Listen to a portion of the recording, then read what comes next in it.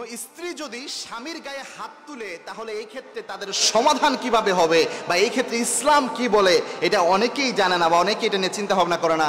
একজন ভাই আমাকে এই মেসেজটা করলেন যে হুজুর আপনি তো অনেক আলোচনা করেন, আমার স্ত্রী প্রায় সময় রাগের মাথায় আমার গায়ে হাত তোলে, অনেক সময় রাগ কন্ট্রোল করতে না পেরে আমিও মার দেই, আমার স্ত্রীও আমাকে মার দেয়, এখন এটার সমাধান কি হবে এটা একটু আপনি আমাকে জানাবেন। স্ত্রীর সাথে কি আমার সংসার আছে বা স্ত্রীর সাথে কি আমার সংসার করা ঠিক হবে নাকি ঠিক হবে না, এই বিষয়টা আপনি জানাবেন।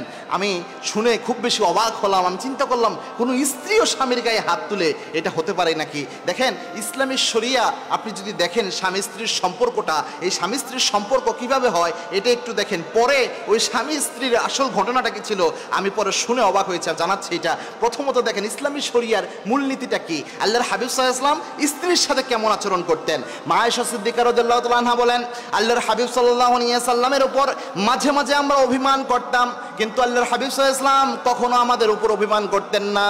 আমরা যদি কখনো আল্লাহর হাবিবের উপর রাগ করতাম, আল্লাহর হাবিব সাল্লাল্লাহু আলাইহি ওয়াসাল্লাম রাগ ভাঙানোর জন্য সবচেয়ে বেশি চেষ্টা করতেন। এবং আল্লাহর হাবিব সাল্লাল্লাহু আলাইহি ওয়াসাল্লাম এত কোমল আচরণ আমাদের সাথে করতেন, আল্লাহর হাবিব সাল্লাল্লাহু আলাইহি ওয়াসাল্লাম যখন ঘরের দিকে আসতো মনে হতো জান্নাতের সুশীতল বাতাস ঘরের দিকে প্রবাহিত হচ্ছে।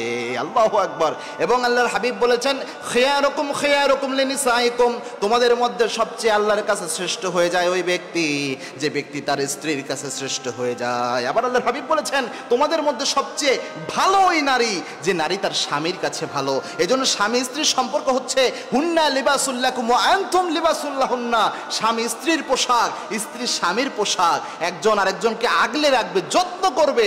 এখানে মারামারি কাটাকাটির কোনো উপায় নাই। স্বামীও স্বৈরাচারের মতো স্ত্রীর গায়ে হাত তুলতে পারে না, আর স্ত্রীর তো প্রশ্নই আসে না, কারণ একজন নারীর জীবনে তার স্বামীর চেয়ে সেরা কোনো সম্পদ, স্বামীর চেয়ে সেরা রেসপেক্টের কোনো জায়গা এই পৃথিবীতে একজন নারীর জীবনে হতে পারে না। এজন্য যে নারীরা এরকম স্বামীর মর্যাদা বোঝে না তাদের জন্য জান্নাতে যাওয়ার পথ অনেক কঠিন হয়ে যায়। এজন্যে কোনো নারী যদি ভুলবশত রাগ কন্ট্রোল করতে না পেরে হিতাহিত জ্ঞান হারিয়ে হঠাৎ যদি মায়ের দিয়েও দেয়, অবশ্যই উচিত হচ্ছে তার স্বামীর কাছে সর্বোচ্চ মাপটা চাওয়া, কারণ একজন নারীর জীবনে সবচেয়ে সম্মান পাওয়ার যোগ্য হচ্ছে তার স্বামী, আর কেউ না। একজন নারীর যখন বিয়ে হয়ে যায় তার বাবার চেয়ে বেশি গুরুত্ব চলে যায় একজন স্বামীর খেদমত করার ক্ষেত্রে, যদি স্বামী বৈধ কোনো কিছু চেয়ে থাকে। সুতরাং এই ধরনের জিনিসে অবশ্যই মা বোনরা সতর্ক থাকবেন, এরকম কোনো কিছুর জন্য জীবনে না হয়। এটা সাধারণত বাংলাদেশে হয় না, এটা দেশের বাহিরে পাওয়া যায়, অনেক দেশে পাওয়া যায়, কিন্তু এই জিনিস যেন না হয়। তবে এবং পুরুষদেরও বলবো যে ভাইয়ের এরকম প্রশ্ন, এরকম সমস্যা যদি আরও অনেকের থাকে আপনারা চেষ্টা করবেন, একটু চিন্তা করবেন এইভাবে যে আপনি যেমন রেগে গেলে কন্ট্রোল থাকে না অনেক সময়, তেমনি আপনার স্ত্রীও হয়তো অভিমানে রেগে যেয়ে নিজের উপর কন্ট্রোল হারিয়ে ফেলেছে।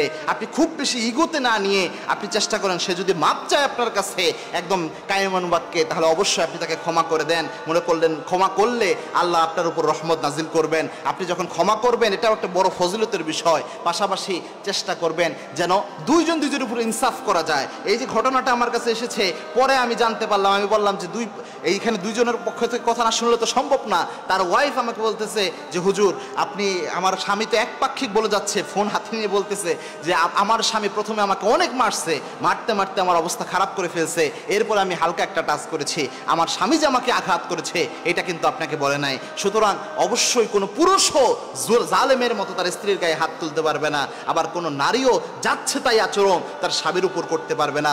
দুইজনের সাথে সুন্দর সম্পর্ক রাখলে, আমলের সাথে জীবন পরিচালনা করলে তাদের উপর আল্লাহর খাস রহমত নাজিল হয়। এবং আল্লাহর ঘোষণা হচ্ছে ওয়াযাকিরিনাল্লাহা কাসীরা ওয়াযাকিরাত আ'আদাল্লাহু মাগফিরাতাও ওয়া আজরান আযীমা। কোন স্বামী স্ত্রী যদি একসাথে আল্লাহর জিকিরের পথে ধাবিত হতে পারে তাদের জন্য আল্লাহ রাব্বুল আলামিন নিয়ামতের সব দরজা উন্মুক্ত করে দেয়। আল্লাহু আকবার।